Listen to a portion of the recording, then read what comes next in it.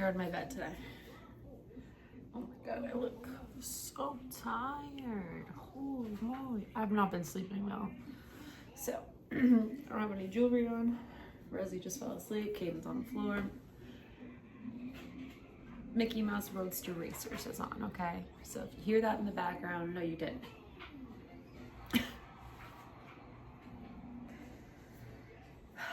We are just trying to stay sane these days. I'm not even gonna lie.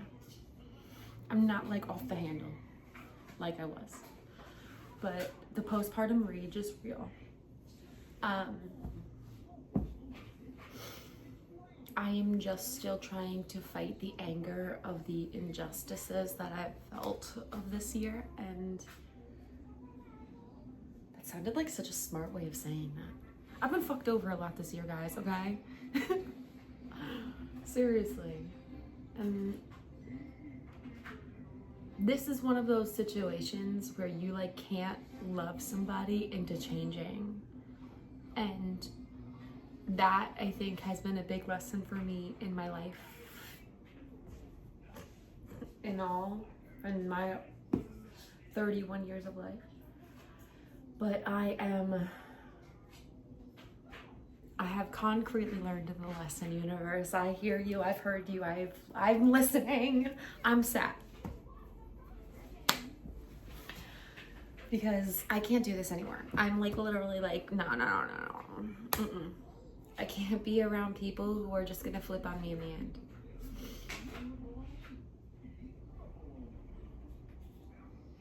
Because like, I don't know. Maybe I needed to see like people switch up on me like that before this season of my life, but I did not expect it to be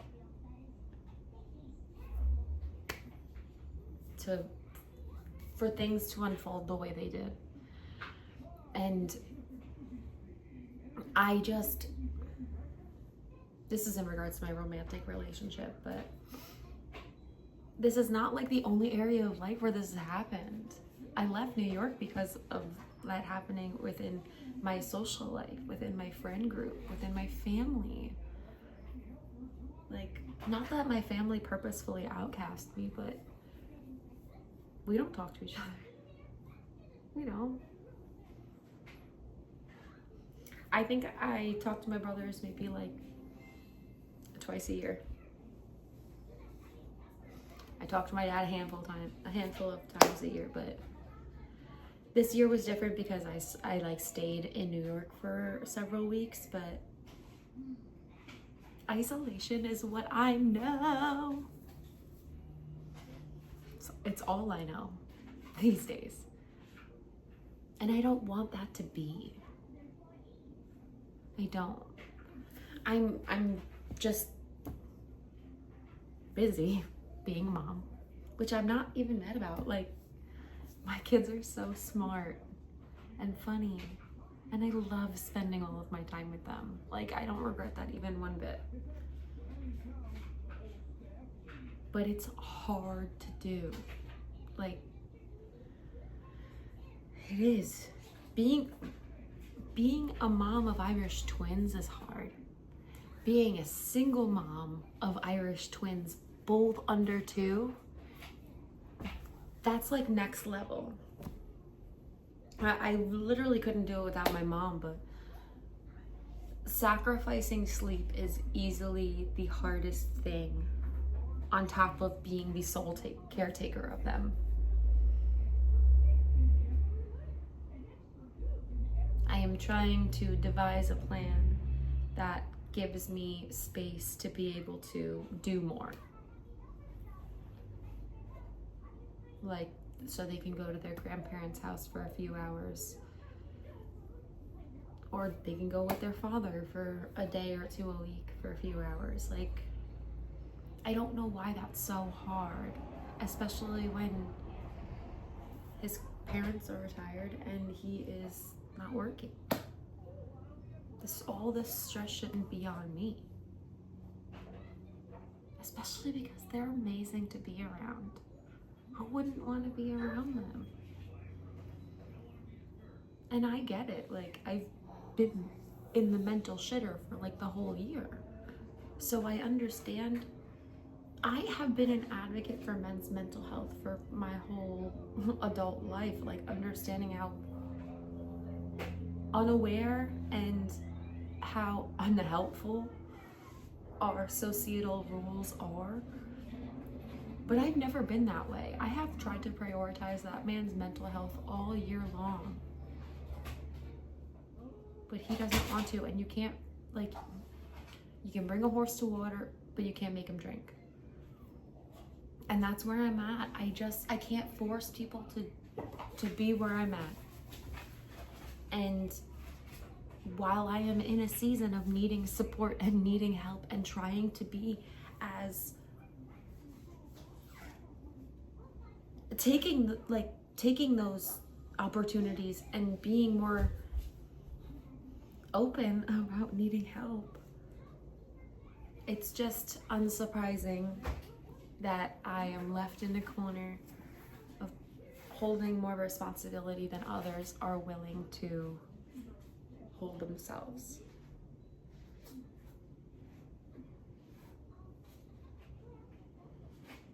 That was a moment of silence for my inner child who grew up a little too fast.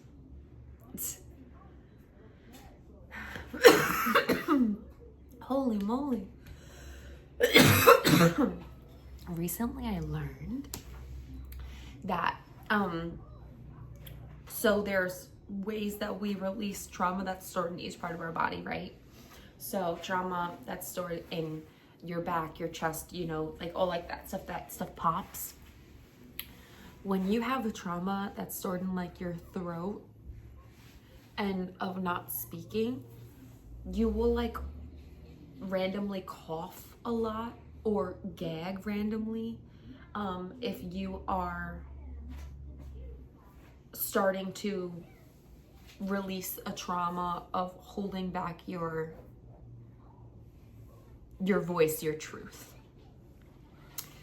which I find so interesting because like when I was pregnant, if I was like coughing for a certain amount of time, I would end up like gagging. And that stopped because I'm obviously not pregnant anymore, but I recently started gagging again when if I got to a certain level of coughing, and I'm like, what the heck is going on? And I saw a video where this woman was explaining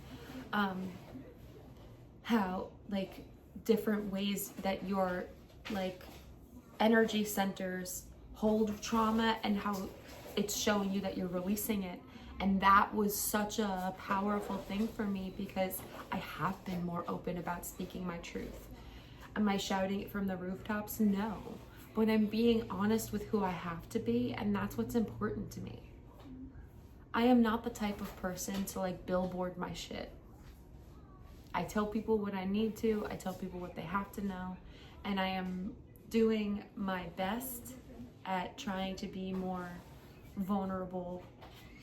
But even talking to you now, like I'm still being kind of coded because I like to be a private person. I don't like my shit being out there. And that's not because like, I mean, I've been through a lot of fucked up shit, but I have nothing to hide, you know? It's not like my life is full of secrets. I have secrets, everyone has secrets, but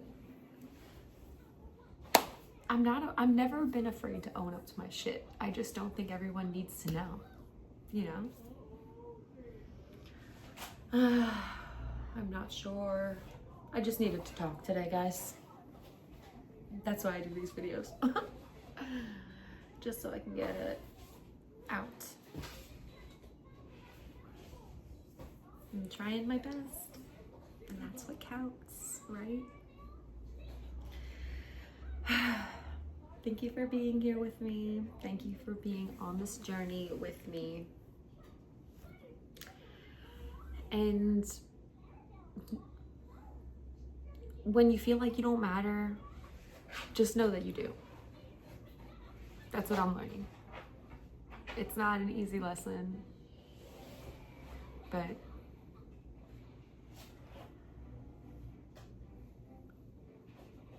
you can't you can't really value anything before you like truly value yourself. And that's like the strangest thing that I've like, that's a really strange way of saying that. But when you have a new sense of self-worth, like when you really truly like feel you are worthy, you look at things differently. How you gauge things change. And it's really empowering to not feel conquered by something else. We all have our kryptonite, you know, but when you're in charge of your mind, when you're in charge of what you know about yourself, nothing else can shake you. And it's easily the most valuable lesson I've ever learned.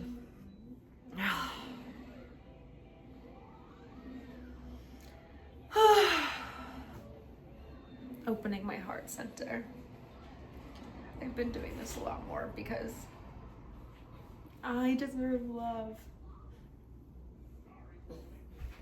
I deserve to feel loved and to be in trusting relationships. Now we're hugging ourselves. This might be something you need to do. Maybe that's why I'm doing it with you, because I do this like a lot, really randomly. When I feel like this tension in my shoulders, I immediately try to stretch it out, because that tension shows me that I have cowered into myself for a long time.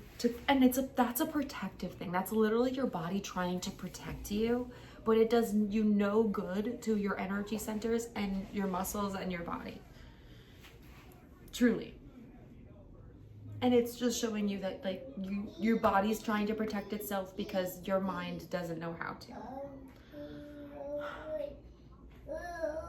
Someone needed to hear that. Someone needed to hear that. Okay. We're getting too deep and this boy is starting to get chatty, so I'll talk to you guys later. Have a wonderful day, a wonderful weekend. Be your amazing selves. That's what the universe and the world needs of you.